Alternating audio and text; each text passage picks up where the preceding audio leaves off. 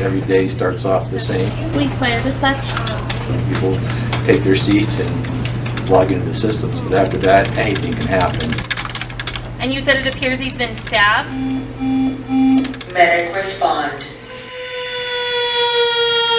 We get calls that range from everything from, I got a cat stuck in the tree to, we have a hazmat situation, we have a tanker truck roll over, we have a bad car wreck, we have a shooting victim. I mean, it can be all over the place.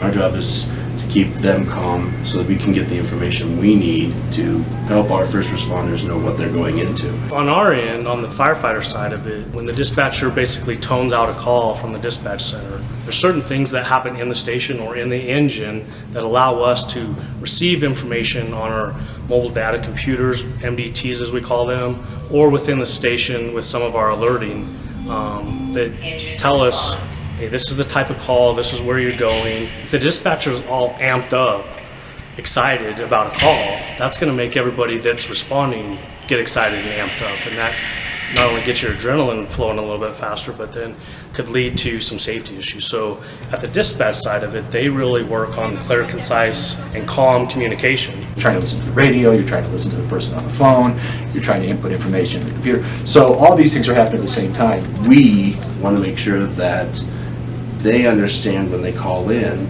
that even though they're having the worst day possible, we're here to help them. We have to make sure that we are in charge, kind of taking control of that call and getting the necessary information, because people that are, when they're really upset aren't really always going to provide the information on their own. So we have to kind of draw that out of them. So it's a lot of training goes into making sure that the call takers are able to establish a little bit of a relationship with the caller and get the information that we need, so we can make sure that we pass the necessary information on to the first responders in the field, so that when they're responding, they have the best information available. And the training aspect of it is really what's key to making sure that the information that comes in gets vetted properly, that we ask the right questions.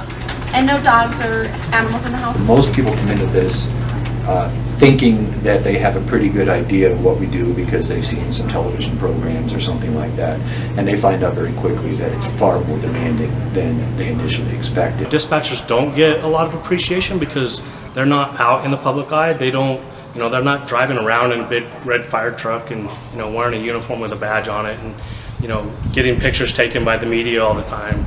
They're really sitting behind a desk answering the phone, so nobody really sees them. And we want to really show our appreciation for the dispatchers and the supervisors there and the admin staff for what they do for us on a daily basis.